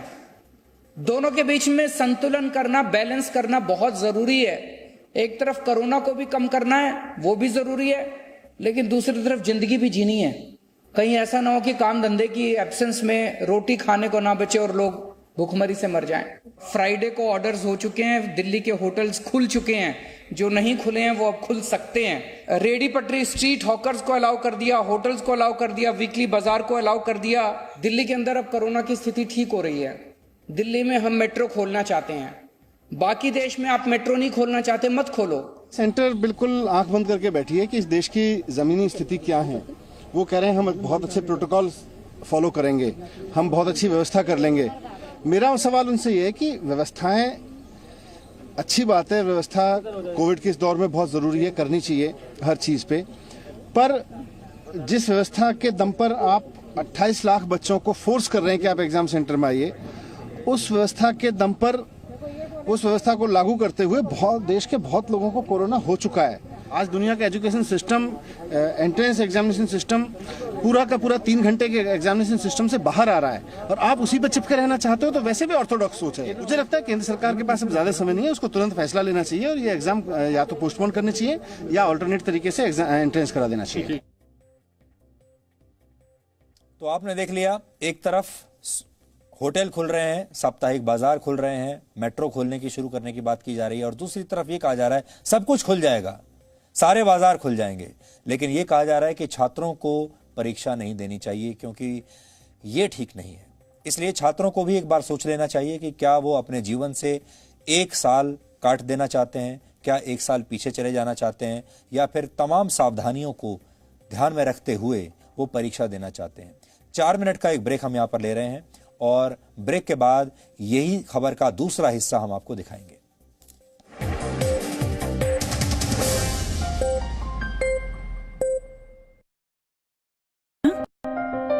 पहला कदम ही सफलता की सीढ़ी बनता है। Yes, I know. How can I forget that? अरे दिव्या, कितना टाइम लगेगा यार? मम्मा मेरा होमवर्क। अरे बहू, पूजा की थाली।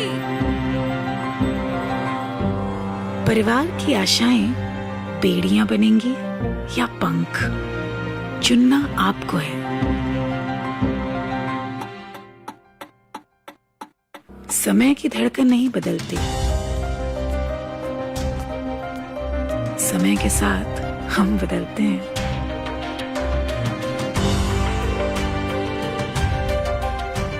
क्योंकि जब अपने संस्कारों के लिए सम्मान हो तो दुनिया झुकती है। जी न्यूज़, परंपरा संस्कारों की। सत्ता के लालच में जब नेता सच पर सवाल उठाने लगे, काले को सफेद बताकर हकीकत देश से छिपाने लगे, तब जरूरी है सच के साथ हर खबर को देश हित में देश के सामने रखना। देश है सिर्फ जी न्यूज़ पर। हर रोज नई सुबह की नई शुरुआत, देश दुनिया की ताजा तरीन खबरों के साथ, राजनीति की सरगर्मियां, बिजनेस वर्ल्ड की कामयाबियां, खेल की दुनिया की जीत हार, ताजा खबरों का पूरा संसार। मॉर्निंग जी, रोज सुबह 8 बजे सिर्फ जी न्यूज़ पर। ये मेरा देश है, ये मेरे लोग हैं, ये हमारी लड़ाई है, ये हमारी जिम्मेदारी है। इसे ऐसे कैसे छोड़ दूं? क्योंकि जब आप मुस्कुराते हैं तो मैं मुस्कुराता हूं। जब आपका दिन अच्छा गुजरता है तो मैं भी सुकून से सोता हूं। नमस्कार, मैं हूं सुधीर चौधरी और डीएनए में आपका स्वागत है। ये मेरा देश है, ये मेरे लोग हैं। सपने एक स्पर्श से जगते हैं। कहते हैं ना, पहला कदम ही सफलता की सीढ़ी बनता है। Yes, yes, yes, I know, I know. How can I forget that? अरे दिव्या, कितना टाइम लगेगा यार? मम्मा मेरा होमवर्क। अरे बहू, पूजा की थाली। परिवार की आशाएं बेड़ियां बनेंगी या पंख, चुनना आपको है। समय की धड़कन नहीं बदलती, समय के साथ हम बदलते हैं।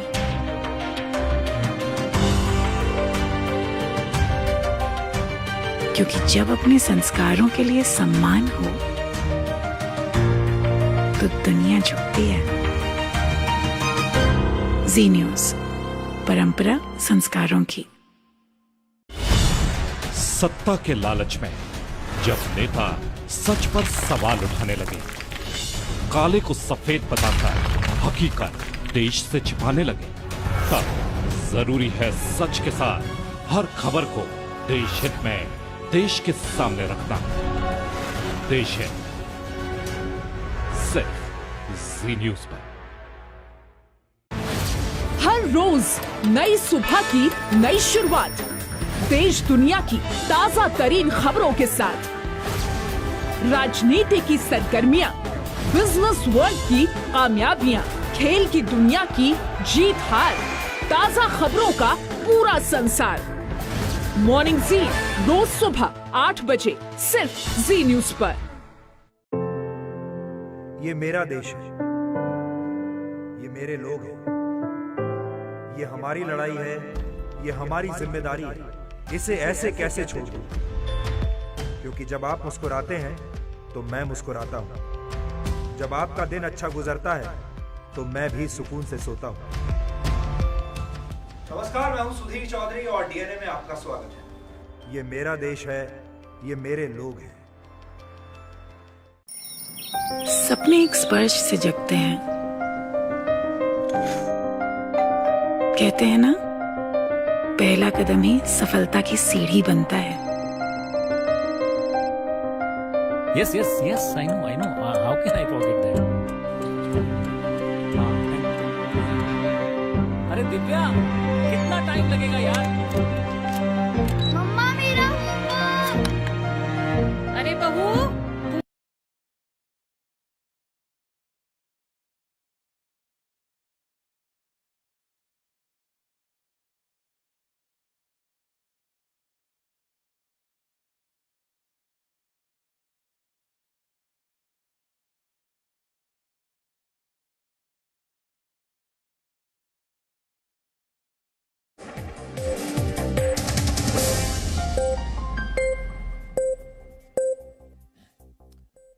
अब हम नॉर्थ कोरिया के तानाशाह किम जोंग उन की आपसे बात करेंगे।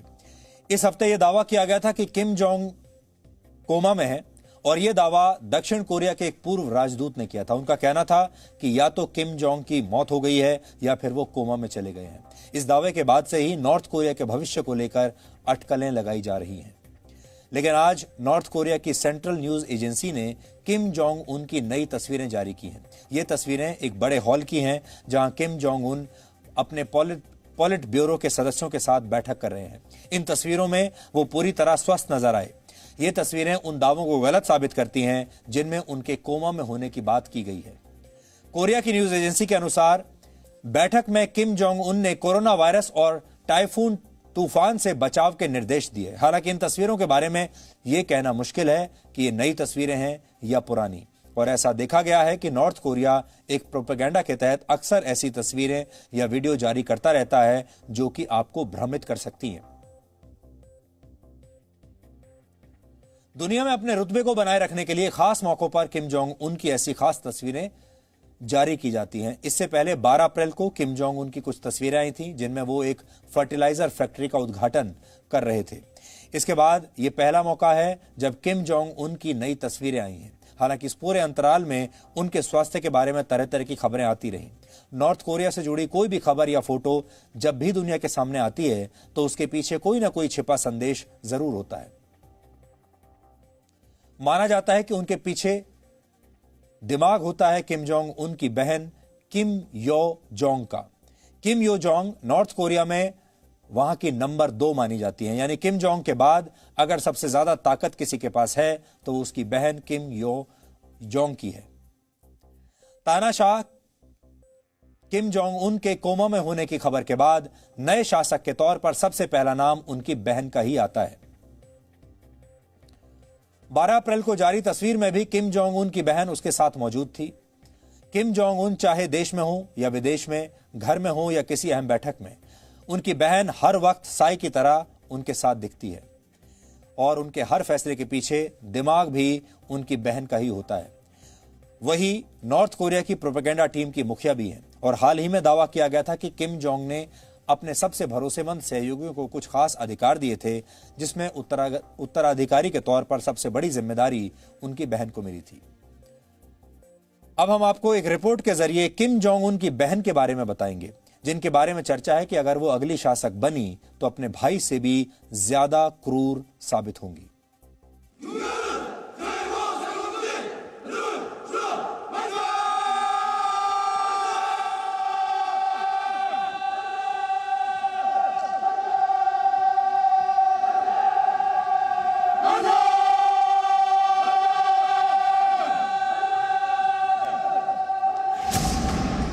नॉर्थ कोरिया के तानाशाह किम जोंग उन को सब जानते हैं।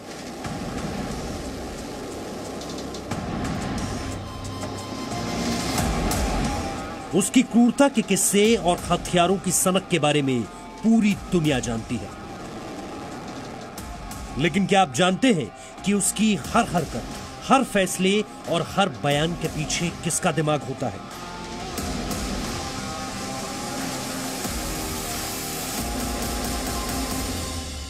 ये है किम यो जोंग। कुछ साल पहले तक किम जोंग उन के साथ दिखने वाली इस महिला के बारे में कोई नहीं जानता था। हर मौके पर यह किम जोंग उन के आसपास नजर आती थी। ये किम जोंग उन की बहन है। पिछले कई सालों से किम यो जोंग अपने भाई की सत्ता से जुड़ी रणनीतियां पर्दे के पीछे रहकर बनाती रही। वो जो कहती थी किम जोंग उन वही करता था। किम जोंग उन की छवि को गढ़ने का जिम्मा भी किम यो जोंग पर है। किम जोंग उन की सेहत पिछले कुछ समय से खराब है। ऐसे में अब किम यो जोंग को उसका उत्तराधिकारी माना जा रहा है, क्योंकि वो अपने भाई के सबसे करीब है। किम यो जोंग 7 भाई बहनों में सबसे छोटी है। किम के पिता किम इल ने 5 शादियां की थी। मौजूदा शासक किम जोंग उन और किम यो योंग सगे भाई बहन हैं। दोनों ही किम इल की तीसरी पत्नी की संतानें हैं। इसीलिए किम जोंग उन को अपनी बहन पर खुद से ज्यादा भरोसा है। भाई का भरोसा ही किम यो जोंग की असली ताकत नहीं है। वो अपने भाई से ज्यादा क्रूर फैसले लेती है। वो किम जोंग उन से ज्यादा खतरनाक है। किम जोंग उन ने अपनी बहन का नाम नॉर्थ कोरिया के पोलित ब्यूरो में अपने विकल्प के तौर पर दिया था और इसी वजह से किम जोंग उन से जुड़े लोग उन्हें सत्ता में नंबर 2 मानते हैं। किम यो जोंग को दक्षिण कोरिया का धुर विरोधी माना जाता है, लेकिन साल 2018 में पहली बार किम वंश का कोई व्यक्ति दक्षिण कोरिया के दौरे पर गया था। कारण बस ये था कि वो दुनिया की नजरों में नॉर्थ कोरिया की छवि बदलना चाहती है। किम यो जोंग की कार्यशैली अलग होने की वजह से उन्हें अमेरिका और दक्षिण कोरिया से जुड़े मामलों को देखने के लिए नॉर्थ कोरिया का प्रभारी बनाया गया है। किम यो जोंग हर उस मुद्दे पर फैसला लेती हैं जिसको उनके भाई तक पहुंचाया जाना होता है। यही वजह है कि कई फैसले वो खुद लेती हैं। अपने फैसलों में वो कई बार अपने भाई से ज्यादा क्रूर नजर आती है। यही वजह है कि अमेरिका ने किम यो जोंग पर मानवाधिकार उल्लंघन के मामलों पर प्रतिबंध भी लगाए हैं। किम यो जोंग पर लोगों की हत्याएं, अपहरण, उत्पीड़न के आरोप हैं। किम यो जोंग पर 1 लाख से ज्यादा लोगों को राजनीतिक कारणों से जेल में रखने का आरोप है। दक्षिण कोरिया को दुश्मन मानने वाले विचारों के पीछे किम यो जोंग का ही दिमाग है। किम यो जोंग के आदेश पर ही नॉर्थ कोरिया की सेना ने दक्षिण कोरिया की सीमा पर मौजूद सहयोग स्थलों को बम से उड़ा दिया था। नॉर्थ कोरिया की मीडिया किम जोंग उन के बाद अगर सबसे ज्यादा कवरेज किसी इंसान को देती है तो वो किम यो जोंग ही है। यही वजह है कि उन्हें आने वाले वक्त में नॉर्थ कोरिया की पहली महिला तानाशाह माना जा रहा है। ब्यूरो रिपोर्ट, जी मीडिया।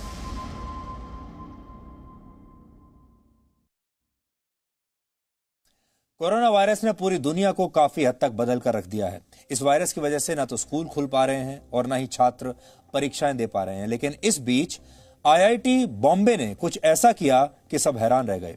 आईआईटी बॉम्बे ने इस बार अपने कॉन्वोकेशन डे समारोह में छात्रों को एक बड़े अनोखे तरीके से डिग्रियां बांटी।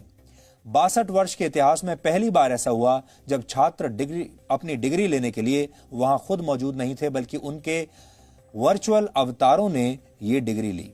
डिग्री देने वाले भी वहां खुद मौजूद नहीं थे और उनका भी एनिमेशन तैयार करके उनको वहां वर्चुअली प्रेजेंट किया गया।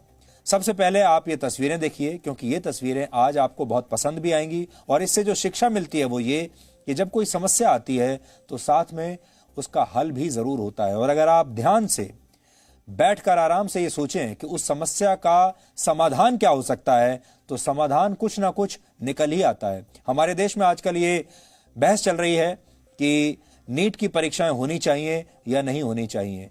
समस्या सबको पता है कि क्या समस्या है। इस समय छात्रों को बहुत समस्याएं आएंगी। हमारे देश में बड़ा हिस्सा एक ऐसा है जहां पर बाढ़ आई हुई है।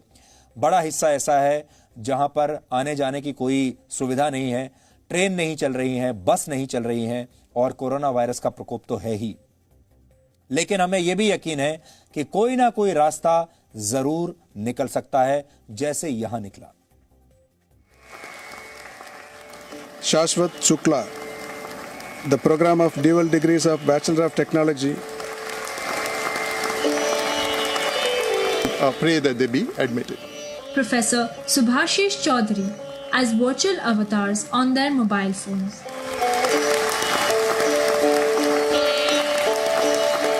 I admit you to the award of the said degrees of the institute. And it was the Chhatrapati Shivaji terminus. Things change. Postgraduate degree recipients, please open the IIT Bombay Convocation 2020 app on your mobile phone and play the animation now.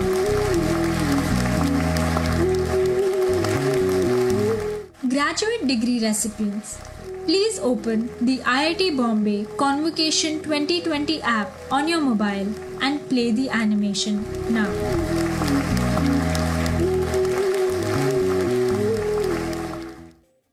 Stage पर छात्रों के इन virtual अवतारों को देखकर ऐसा लगता है जैसे हॉलीवुड की कोई फिल्म चल रही है। छात्रों और टीचर्स के इस वर्चुअल रूप को आईआईटी बॉम्बे के ही 20 छात्रों ने तैयार किया था और इसके लिए एनिमेशन के जरिए दर्शक दीर्घा भी बनाई गई थी और इसमें दर्शक भी अपने वर्चुअल स्टूडेंट्स के साथ मौजूद थे। यह भविष्य की दुनिया की तस्वीर है, इसलिए आज हमने ये तस्वीर आपको दिखाने का फैसला किया। और अब आज का सवाल आज आपको यह बताना है कि ऑक्सीजन और हाइड्रोजन गैस की पहचान किसने की थी। आप इस पर रिसर्च कीजिए और ब्रेक के बाद हम आपको इस सवाल का जवाब बताएंगे।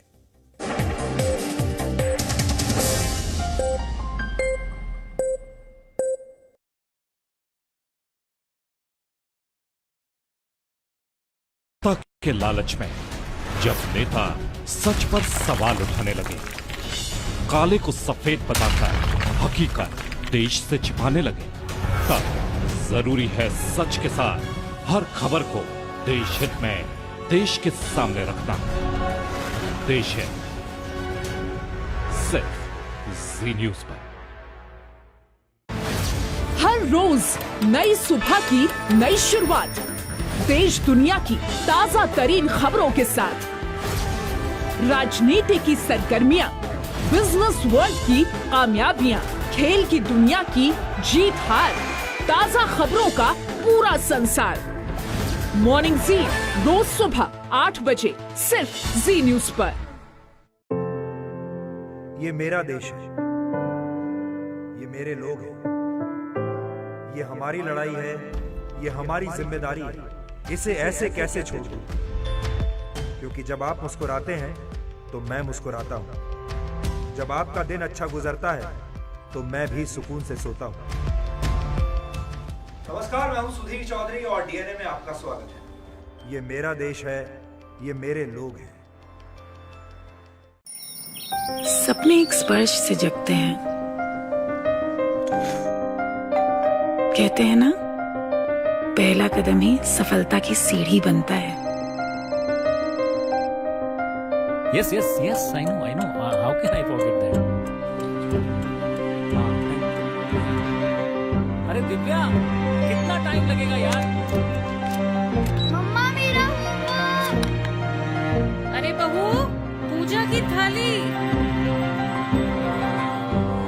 परिवार की आशाएं बेड़ियां बनेंगी या पंख, चुनना आपको है।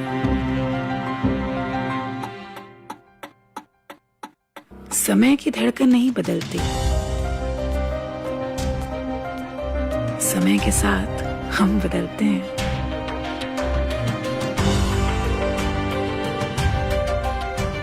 क्योंकि जब अपने संस्कारों के लिए सम्मान हो तो दुनिया झुकती है। जी न्यूज़, परंपरा संस्कारों की।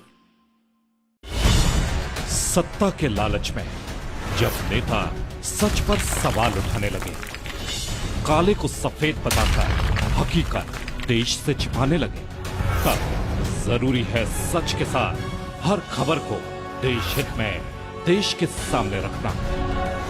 देश हित सिर्फ जी न्यूज़ पर। हर रोज नई सुबह की नई शुरुआत, देश दुनिया की ताजा तरीन खबरों के साथ, राजनीति की सरगर्मियां, बिजनेस वर्ल्ड की कामयाबियां, खेल की दुनिया की जीत हार, ताजा खबरों का पूरा संसार। मॉर्निंग जी, रोज सुबह 8 बजे सिर्फ जी न्यूज़ पर। ये मेरा देश है, ये मेरे लोग हैं। ये हमारी लड़ाई है, ये हमारी जिम्मेदारी है। इसे ऐसे कैसे छोड़ दूं? क्योंकि जब आप मुस्कुराते हैं तो मैं मुस्कुराता हूं। जब आपका दिन अच्छा गुजरता है तो मैं भी सुकून से सोता हूं।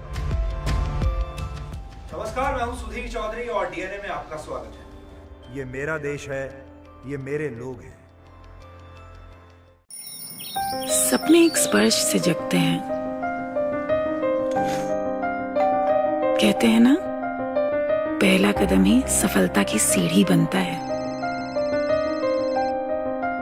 Yes, yes, yes, I know, I know. How can I forget that?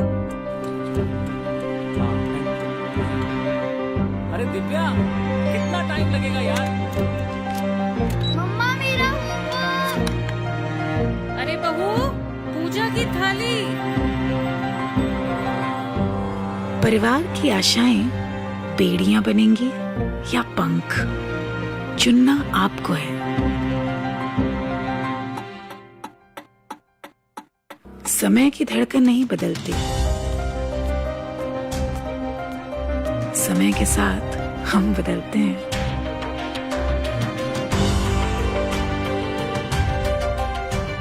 क्योंकि जब अपने संस्कारों के लिए सम्मान हो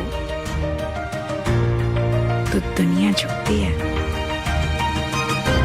जी न्यूज़, परंपरा संस्कारों की।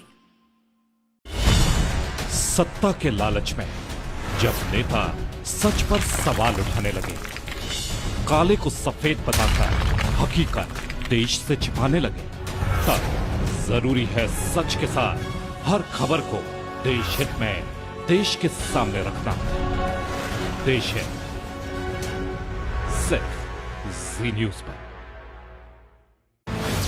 हर रोज नई सुबह की नई शुरुआत, देश दुनिया की ताजा तरीन खबरों के साथ, राजनीति की सरगर्मियां, बिजनेस वर्ल्ड की कामयाबियां, खेल की दुनिया की जीत हार, ताजा खबरों का पूरा संसार। मॉर्निंग जी, रोज सुबह 8 बजे सिर्फ जी न्यूज़ पर। ये मेरा देश है, ये मेरे लोग हैं। ये हमारी लड़ाई है, ये हमारी जिम्मेदारी है, इसे ऐसे कैसे छोड़ दूं? क्योंकि जब आप मुस्कुराते हैं तो मैं मुस्कुराता हूं। जब आपका दिन अच्छा गुजरता है तो मैं भी सुकून से सोता हूं। नमस्कार, मैं हूं सुधीर चौधरी और डीएनए में आपका स्वागत है। ये मेरा देश है, ये मेरे लोग हैं। सपने एक स्पर्श से जगते हैं। कहते हैं ना, पहला कदम ही सफलता की सीढ़ी बनता है। Yes, yes, yes, I know, I know. How can I forget that? अरे दिव्या, कितना टाइम लगेगा यार? मम्मा मेरा होमवर्क। अरे बहू, पूजा की थाली। परिवार की आशाएं बेड़ियां बनेंगी या पंख, चुनना आपको है। समय की धड़कन नहीं बदलती, समय के साथ हम बदलते हैं।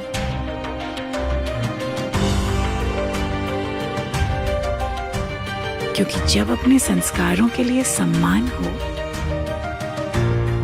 तो दुनिया झुकती है। जी न्यूज़, परंपरा संस्कारों की।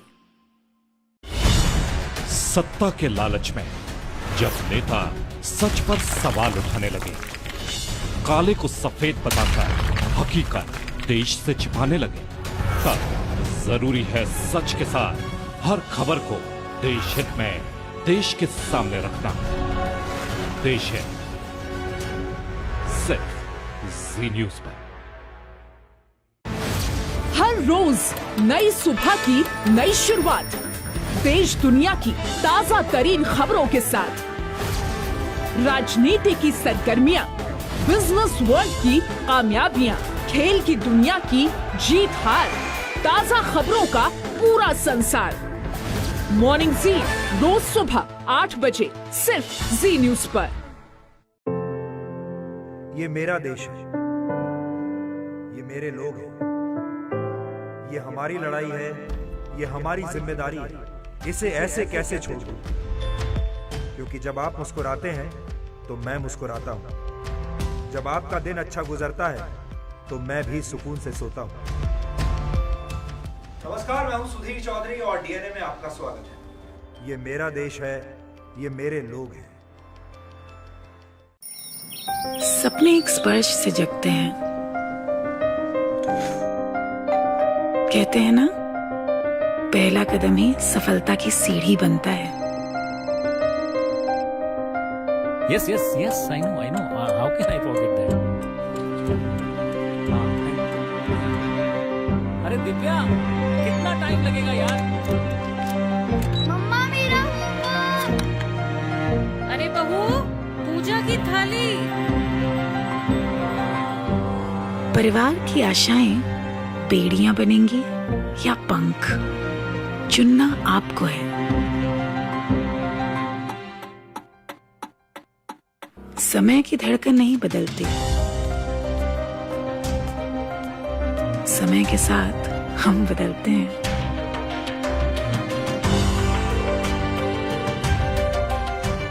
क्योंकि जब अपने संस्कारों के लिए सम्मान हो तो दुनिया झुकती है। जी न्यूज़, परंपरा संस्कारों की। सत्ता के लालच में जब नेता सच पर सवाल उठाने लगे, काले को सफेद बताकर हकीकत देश से छिपाने लगे, तब जरूरी है सच के साथ हर खबर को देश हित में देश के सामने रखना। देश है सिर्फ जी न्यूज़ पर। हर रोज नई सुबह की नई शुरुआत, देश दुनिया की ताजा तरीन खबरों के साथ, राजनीति की सरगर्मियां, बिजनेस वर्ल्ड की कामयाबियां, खेल की दुनिया की जीत हार, ताजा खबरों का पूरा संसार। मॉर्निंग जी, रोज सुबह 8 बजे सिर्फ जी न्यूज़ पर। ये मेरा देश है, ये मेरे लोग हैं, ये हमारी लड़ाई है, ये हमारी जिम्मेदारी है, इसे ऐसे कैसे छोड़ दूं? क्योंकि जब आप मुस्कुराते हैं तो मैं मुस्कुराता हूं, जब आपका दिन अच्छा गुजरता है तो मैं भी सुकून से सोता हूं। नमस्कार, मैं हूं सुधीर चौधरी और डीएनए में आपका स्वागत है। ये मेरा देश है, ये मेरे लोग हैं। सपने एक स्पर्श से जगते हैं। कहते हैं ना, पहला कदम ही सफलता की सीढ़ी बनता है। Yes, yes, yes, I know. How can I forget that? अरे दिव्या, कितना टाइम लगेगा यार? मम्मा मेरा होमवर्क। अरे बहू, पूजा की थाली।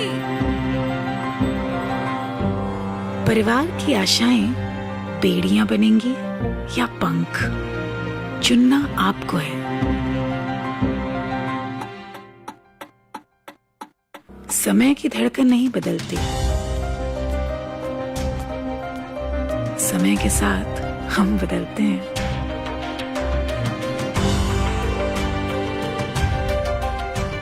क्योंकि जब अपने संस्कारों के लिए सम्मान हो तो दुनिया झुकती है। जी न्यूज़, परंपरा संस्कारों की। सत्ता के लालच में जब नेता सच पर सवाल उठाने लगे, काले को सफेद बताकर हकीकत देश से छिपाने लगे, तब जरूरी है सच के साथ हर खबर को देश हित में देश के सामने रखना। देश हित सिर्फ जी न्यूज़ पर।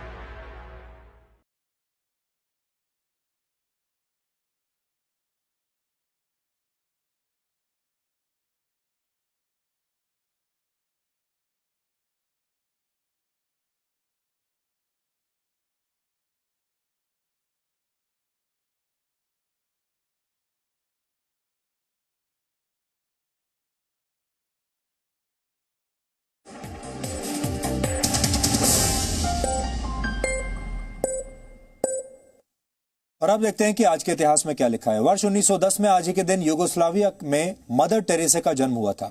जिस शहर स्कोपिये में उनका जन्म हुआ था वो अब मैसेडोनिया की राजधानी है। मदर टेरेसा एक रोमन कैथोलिक नन थी जो अपना देश छोड़कर भारत आ गई थी। उन्होंने वर्ष 1950 में कोलकाता में मिशनरीज ऑफ चैरिटी की स्थापना की। मदर टेरेसा ने अपने जीवन के 45 वर्ष गरीब, बीमार और अनाथ लोगों की सेवा में बिताए। वर्ष 1979 में उन्हें नोबेल शांति पुरस्कार और 1980 में भारत रत्न से सम्मानित किया गया था। मदर टेरेसा का कहना था कि दुखी मानवता की सेवा ही सबसे बड़ी सेवा है। वर्ष 1791 में आज ही के दिन अमेरिकी आविष्कारक जॉन फिच को स्टीम बोट यानी भाप से चलने वाले जहाज के लिए पेटेंट मिला था। इस स्टीम बोट का पहला ट्रायल रन 22 अगस्त 1787 को डेलावेयर नदी में हुआ था। वर्ष 1790 तक जॉन फिच ने स्टीम इंजन से चलने वाली 60 फीट लंबी बोट का निर्माण कर लिया था। इस बोट से 30 यात्रियों ने अमेरिका के फिलाडेल्फिया से बर्लिंगटन तक की यात्रा की थी। वर्ष 1498 में आज ही के दिन इटली के विश्व प्रसिद्ध मूर्तिकार माइकल एंजेलो को पिएता नाम की मूर्ति बनाने का जिम्मा मिला था। माइकल एंजेलो के बारे में कहते हैं कि वो स्कूल जाने के बदले चर्च के बाहर खड़े होकर पेंटिंग करने वालों को देखा करते थे। पेंटिंग में बेटे की दिलचस्पी देखकर माइकल एंजेलो के पिता ने उन्हें चित्रकारी की वर्कशॉप में भेजना शुरू किया। ऑक्सीजन और हाइड्रोजन गैस की पहचान करके उन्हें नाम देने वाले फ्रांस के मशहूर केमिस्ट एंटोइन लेवोइजियर का जन्म आज ही के दिन वर्ष 1743 में हुआ था। उन्होंने ही दुनिया को यह बताया था कि कोई भी चीज अपना आकार तो बदल सकती है, लेकिन उसका मास यानी पदार्थ की मात्रा वही रहती है। एंटोइन ने ही यह भी बताया था कि पृथ्वी पर कुछ भी अदृश्य नहीं होता, सिर्फ पदार्थ का रूप बदलता रहता है। और वर्ष 2012 में आज ही के दिन जाने माने अभिनेता ए.के. हंगल का निधन हुआ था। उनका पूरा नाम अवतार किशन हंगल था। वर्ष 1929 से 1947 तक ए.के. हंगल ने भारत के स्वतंत्रता संग्राम में सक्रिय भूमिका निभाई थी। ए.के. हंगल थिएटर से भी काफी समय तक जुड़े रहे। पाकिस्तान के सियालकोट में जन्मे ए.के. हंगल आजादी के बाद भारत आए और मशहूर हिंदी फिल्म तीसरी कसम से उन्होंने अपने करियर की शुरुआत की। शोले, बावर्ची और चितचोर जैसी फिल्मों में उन्होंने यादगार भूमिका निभाई। तो डीएनए में आज इतना ही। अब आपसे हमारी मुलाकात होगी कल रात 9 बजे। तब तक आप खुश रहिए, सुरक्षित रहिए, स्वस्थ रहिए। नमस्कार।